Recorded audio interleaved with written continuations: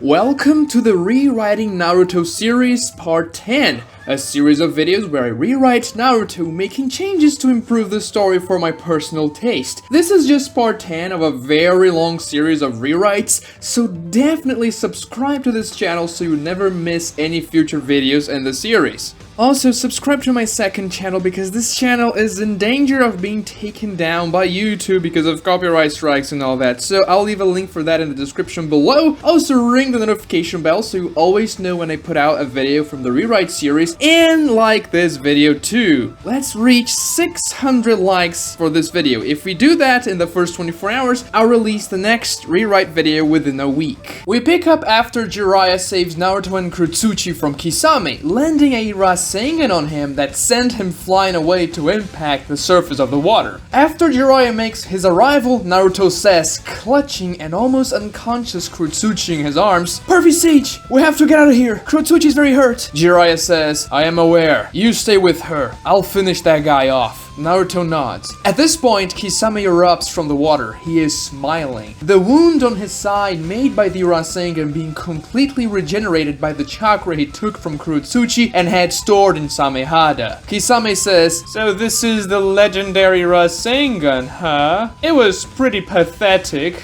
I don't know why I was worried about fighting you in the past." Jiraiya thinks, "My Rasengan, he completely walked it off. I thought he would be half dead by this point. Damn it, I underestimated him." Kisame weaves hand signs. Water style. Water pillars. 10 massive water pillars erupt out of the water surface, targeting Jiraiya, Naruto, and Kurotsuchi. As Kisame cast the jutsu, Jiraiya was already performing a counter. Earth style. Mud dragon. Jiraiya spits a dragon made out of mud, a massive dragon that circles around himself, Naruto, and Kurotsuchi, using its long body to block the incoming water pillars who impact the mud dragon and explode. Kisame now rushes towards Jiraiya, creating dozens of water clones to swarm him. Jiraiya claps his hands saying, "Ninja art! Wild lion mane!" His hair turns into a dozen long lion-like creatures that intercept the water clones, destroying them. The original Kisame dodges the incoming attack and forms a hand seal. Water severing wave! He shoots a thin jet of water with extreme pressure, cutting through Jiraiya's hair that was rushing at Kisame. All those 12 strands of lion-like hair are cut off. Kisame now aims the jet towards Naruto. Jiraiya weaves hand signs and touches his hand on the water, saying, "Summoning Jutsu!" He summons Gamakitsu, a 10 feet tall toad that wields a heavy shield which parries the slicing string of water. That toad is the one who trained with Naruto when he began training with Jiraiya. As he blocks the water attack, he looks at Naruto and says, "Don't worry, I got you, Naruto." Jiraiya weaves another hand seal. Ninja art! Hair needle! Shooting white needles out of his hair towards Kisame, who blocks them using Samehada. Jiraiya uses that window of opportunity to rush towards Kisame now, forming a Rasengan. As he and Kisame are about to clash, a large tongue erupts from the water beneath Kisame and wraps around his right arm, which was holding Samehada, not letting him move it to block the incoming Rasengan or attack Jiraiya. Kisame thinks, "So that toad who blocked my attack wasn't the only one he summoned. He also summoned one underwater, huh?" As Jiraiya is about to land his Rasengan at Kisame, he says, "How about I aim for your head now and see how it feels?" As Jiraiya motions to strike Kisame's head with the Rasengan, the Samehada moves on its own, extending and bending its own handle so that it can move and intercept Jiraiya, blocking the Rasengan without Kisame having to move his arm. The sphere of chakra impacts the sword and it is drained by it. Kisame smiles. "You really thought you had me.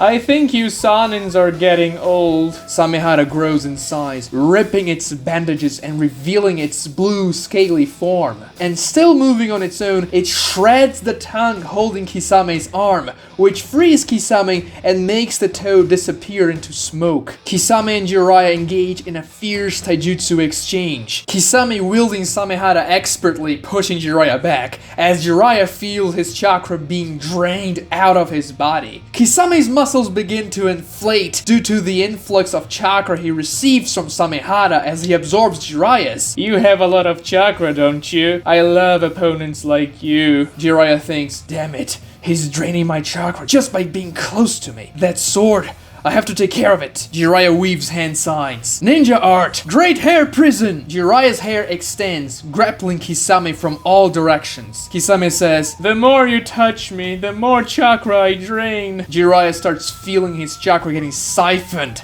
Samehada and Kisame's muscles growing even larger. Kisame completely overpowers Jiraiya's hair, shredding it and blitzing Jiraiya with a massive Samehada blow. Jiraiya bleeds and is sent flying off. Naruto screams, Pervy Sage! Jiraiya impacts the water, spitting blood. Kisame dashes towards Naruto. Gamakitsu stands in front of Naruto, shield up in a defensive stance. Kisame knocks the shield aside with his bare hand and strikes the toad with Samehada, tearing it apart, splashing gallons upon gallons of blood, killing it instantly. Naruto screams in desperation, No! Kisame says, and now I have you, Nine Tails. Summoning Jutsu! Naruto and Kisame are overshadowed by the massive figure of Gamabunta who covers the moon. Gamabunta swipes his massive hand and grabs Naruto and Kurotsuchi in the nick of time before Kisame strikes them. Kisame jumps away. Jiraiya is standing on top of the massive toad, clutching his wounds. Gamabunta lays Naruto and Kurotsuchi next to Jiraiya as Jiraiya thinks, Gamakitsu, I'm sorry. Damn it, this guy's too strong. I'll have to use that, or everyone here is going to die.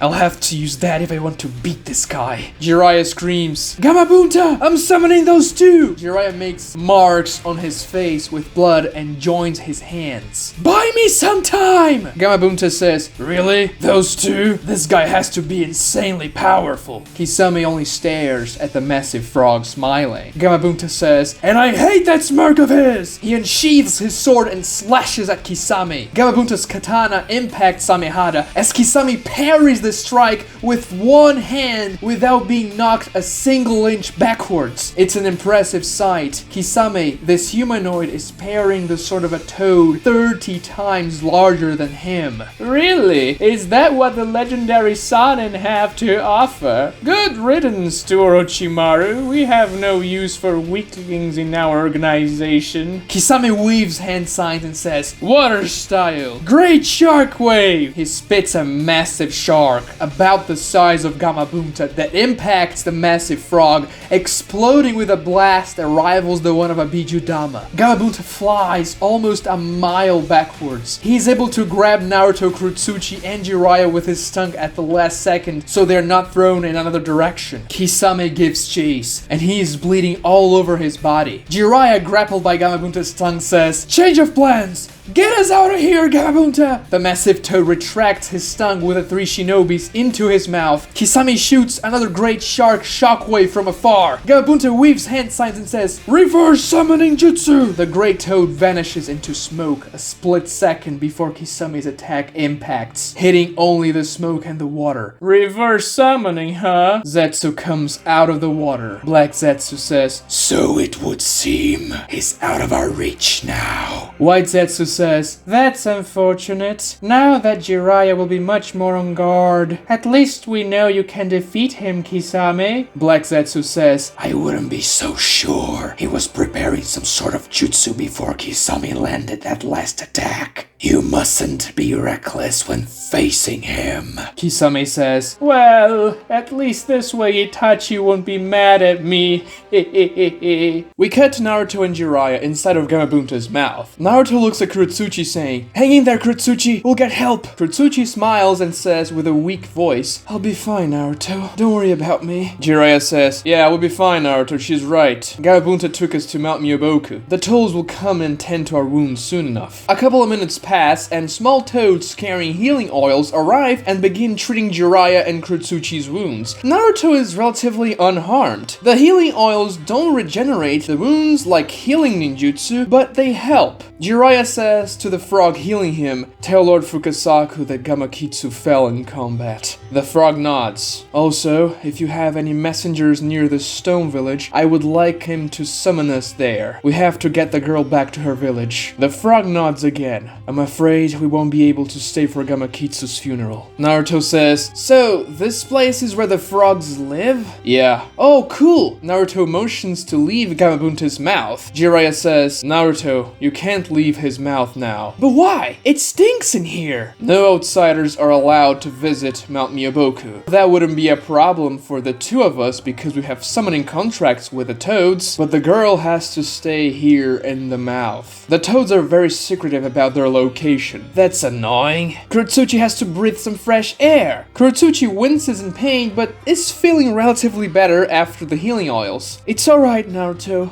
Don't worry about me." A messenger frog comes into Gamabunta's mouth and whispers something to Jiraiya. The sage then says, "Well, we'll be summoned into the land of Earth in a couple of minutes." It seems one of the messenger frogs was very close by the stone village. Kurotsuchi says, "If my granddad found out about that you have agents near our village, he would be very angry." Jiraiya smiles and says, "Well, hopefully you can keep that one quiet, huh?" "Yeah, I trust you." Jiraiya says, "Naruto, hold Kurotsuchi's hand. She needs to be touching someone with a summoning contract to get summoned as well." Naruto says, "Alright," grabbing Kurotsuchi's hand. She blushes ever so slightly at that. The three then disappear after a while, reappearing now outside of Gamabunta's mouth in a very rocky landscape. Kurotsuchi says, "Oh, the stone village is a couple of miles to the north." She tries to get up, but she can't. Naruto says, "Don't worry, Kurotsuchi. You won't have to walk that distance." He creates shadow clones and they motion to carry Kurotsuchi. "After what you did for me, this is the least I can do." Kurotsuchi blushes ever so slightly one more time. They begin making their way towards the stone village, and as they're walking, Jiraiya says, "Naruto, I'll be the one doing the talking, alright? You stay quiet." "What do you mean? Why do I have to stay quiet?" "This is not an ordinary situation. The stone and the leaf have never been on good terms. But I thought that after the country of crystals, things would be okay." "Idiot. Just because we didn't go to war against each other doesn't mean we're friends." Jiraiya's expression darkens, and he says, "Besides, most of the kids your age or a little bit older in the stone village are orphans." Naruto is surprised and says, "Oh, really? But what does that have to do with us?" Jiraiya says, "Because of your dad." Naruto's expression grows dark as well. He remembers Kakashi telling him about the tale of Minato the Yellow Flash, who once took down 1,000 ninjas from the stone village at the same time. He realizes the ramifications of that. Those ninjas were people with families as well. Kurotsuchi says with a very stern expression, "You probably shouldn't mention anything about the 4th Hokage there, Naruto. People would resent you, if not worse." Naruto says, "I understand. I'll let you do the talking, pervy sage."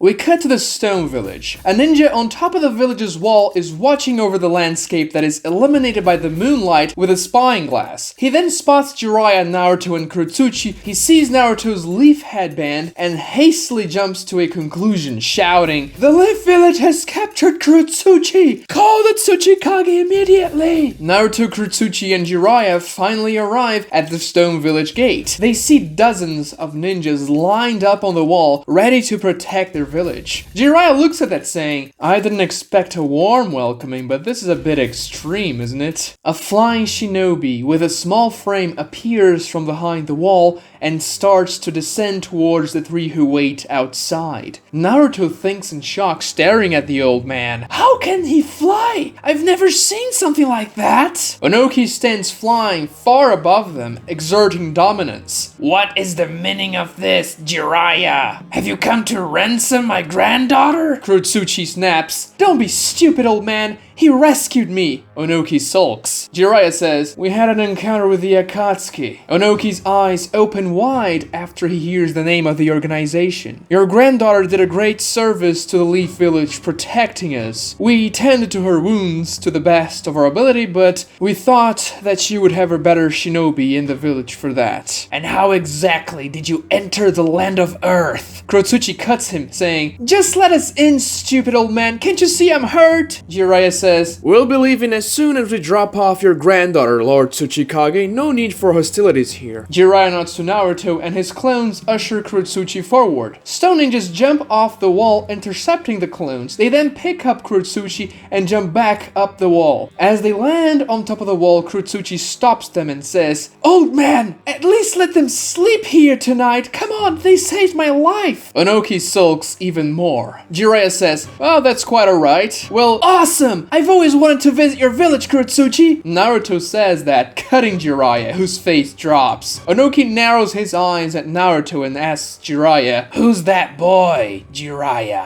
"Oh, just a servant that travels around with me and runs my errands." Onoki stares at Naruto's face, and Naruto stares back. "That pattern on her cheeks, boy. You're the Jinchuriki of the Nine Tails, aren't you? The son of the Yellow Flash." Naruto freezes. "After Kurotsuchi came back from that disgraceful mission in the country of crystals, she didn't describe the shinobi who killed Captain Iwato as the son of the fourth Hokage, just as a blonde genin. But I understand now." He stares daggers at Naruto and then at Kurotsuchi, who is on top of the wall. After hearing what Onoki said, the ninjas posted on the wall begin whispering and then talking. Naruto can hear the anger in their voices. "He is the son of that murderer! We should kill him and take revenge now!" Jiraiya stands in front of Naruto. "As I said, we'll be leaving now." "You're all idiots! He saved my life twice!" Kurotsuchi yells from the top of the wall. Onoki says, "I'll let you live just this once, as a token of gratitude for saving my stupid granddaughter. Leave the land of Earth now." Kurotsuchi gets teary-eyed. "Why are you like this?" Onoki says, "I'll deal with you later." "I'm sorry, Naruto. You'll see my village when I become the Tsuchikage." Naruto smiles. "Well, not before you see mine, Kurotsuchi. Believe it." She is then carried into the village, disappearing from Naruto's view. Jiraiya says, "Let's get going, Naruto." Now, they both leave.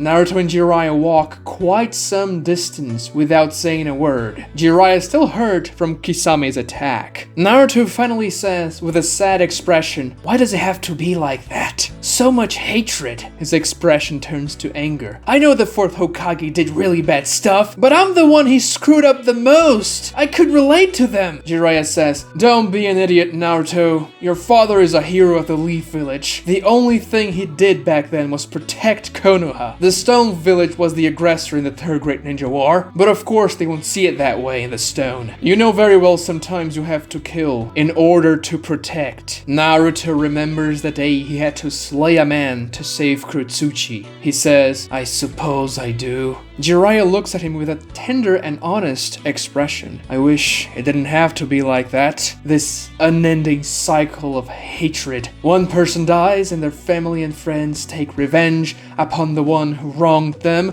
and then the family of the man who was killed for revenge takes revenge on the family who killed that man for revenge. It never ends. It never stops. Revenge consumes the soul." Naruto has a flash of memory. Sasuke, consumed by the second stage of the curse mark, staring at Naruto, charging at Chidori. He says, "Yeah, I've seen that. Maybe someday someone will break this cycle. I've always thought it was your father's destiny to do so, but maybe that responsibility passed on to you." Naruto is taken aback. "Me?" Jiraiya smiles. "Yeah, someone has to do it, Naruto. Why not you?" We cut to Kurotsuchi. She's laying on a hospital bed, bandages wrapped around her entire body. She's looking up, very contemplative. Onoki enters the room. "So, you forgot to mention that the boy who killed Captain Iwato was the Jinchuriki of the Nine Tails, Kurotsuchi? I didn't know that. You also forgot to mention that he was the son of the Yellow Flash." Kurotsuchi turns her face away. "Ha!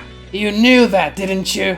And chose not to say it. Captain Iwato was going to kill a lot of innocent people on your orders, and he also tried to kill me. I didn't lie about that. Naruto saved me." "So naive. You didn't see the war back then. You didn't see what the father of that boy did to us. You wouldn't be so compassionate if you had." Onoki turns his back. "You failed your mission. Expect double duty to make it up for it once you recover." Kurotsuchi's face gets sad. "Old man, You should really try to let go of your hate. It doesn't do you any good. Onoki coughs and leaves the room. We cut to Kurotsuchi in the present, still overlooking her village. She finishes her tea, and Akatsuki says, "Kurotsuchi? Yeah? You looked dazed for a while there. Something happened?" "No, I was just thinking about the past. I remembered some things after you mentioned that Naruto fought the Akatsuki." Kurotsuchi grins. "Damn it, he's probably a jonin now or something. He'll catch up to me, I can't let that happen." We cut to Naruto in Tsunade's office. He's pleading with her. "Oh, come on, Granny Tsunade,